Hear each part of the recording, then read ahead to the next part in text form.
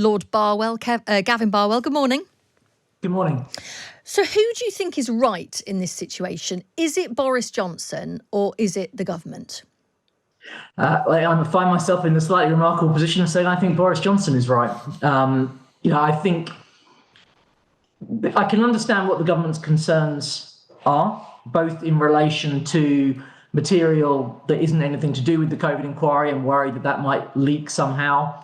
And also, I think the main concern is actually about revealing the discussions that go on between ministers before a sort of collective decision is made about what government policy is. We never normally do that in order to provide a kind of private space for ministers to have those discussions. But I think in this case, you have to accept that an exception has to be made because, first of all, clearly thousands of people lost their lives. All of us had our liberty constrained. And the purpose of having this inquiry is to find out what the government got right and what the government got wrong and learn the appropriate lessons, because we know that there is going to be another pandemic at some point and we want to do a better job.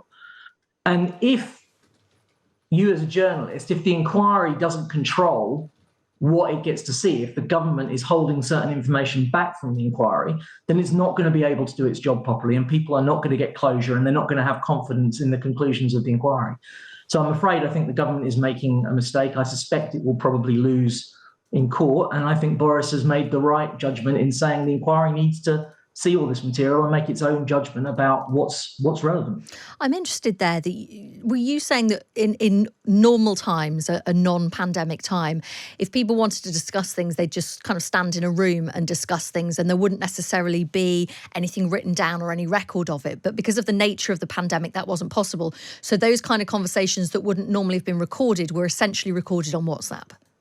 A little bit, although those discussions would still happen in writing, even absent a pandemic. Ministers write to each other. If you say the government is publishing a white paper on something, there'll be ministerial correspondence arguing back and forth about what should or shouldn't be in that white paper. But you as a journalist obviously would love to see for every government policy issue that internal debate before the government gets to agree something. But we, as a norm, we don't release that because we say if ministers are to do their job properly, they must have a private space where they can have those debates and discussions before they go public and say this is what the government has agreed. So I think this is as much the civil service as the politicians worry that this is setting a dangerous precedent by releasing this material about kind of internal discussion before the decisions are made. But that's crucial to the inquiry because what we need to understand is how did the government come to the decisions it did about masks, about when to lock down, about care homes, all of those kinds of issues that we were discussing during the pandemic. And if we can't see that internal debate within government, then the inquiry can't do its job properly. I guess the question is, when you're talking about having a private space to have these debates, is WhatsApp the right place to have those debates? It's probably not the ideal place, but I think we need to recognise that not just in government, but probably in many organisations, modern technology has changed the way in which decision makers are communicating with each other. And you've probably touched on a third concern that some people in government have, which is that if we get to see these WhatsApp messages, and we obviously had an example with Matt Hancock's ones that a journalist released, some of them are going to be in a kind of tone that is embarrassing to the ministers concerned. I suspect if all of your or my WhatsApp messages were made public, we'd probably find a few things there that we found embarrassing because we communicate with each other. Exactly, and you're absolutely right. But I guess the distinction is this is government. You know, I'm sure if we all had our WhatsApp messages between friends or whatever, then they would, of course, take that out of context or whatever. They probably would be embarrassing. But if this is government business, if there was a WhatsApp group for work, then you should behave in a certain way on it, shouldn't you? Yes, ideally, but I don't know. I don't know if you have a WhatsApp group discussing what you're going to cover in the We program. do. It's going at the moment. I suspect that is more informal than it would have been 10 years ago when those discussions happened on email. But I suppose my key point I would make there is that even if some of these messages are going to be embarrassing to ministers, that's not really ultimately what this is about. You know, I had to give evidence to the Grenfell inquiry. And going back through the decisions you made is painful But the thing you have to bear in mind is it's not ultimately about you.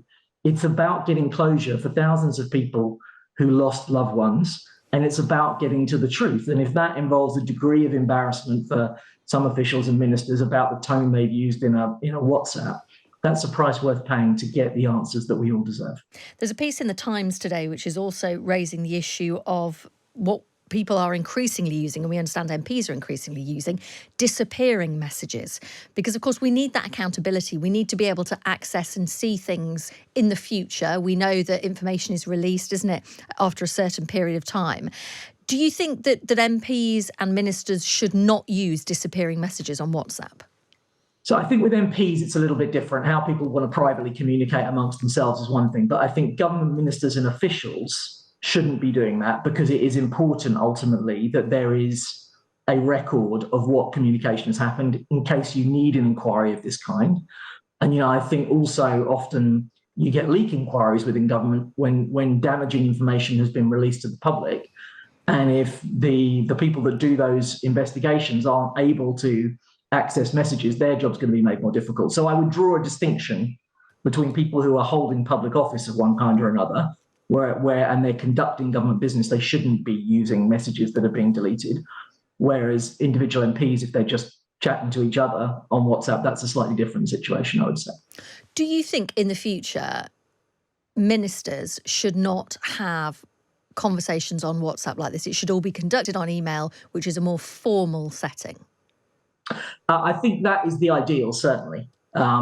It's much better if these conversations happen in meetings or in official correspondence. But I think you also have to be realistic that it's unlikely that people are never going to communicate using these other channels. Even if their intention isn't to make a formal decision, they might in the evening be exchanging views about a meeting that's coming up the next day. So I think you have to be realistic about that.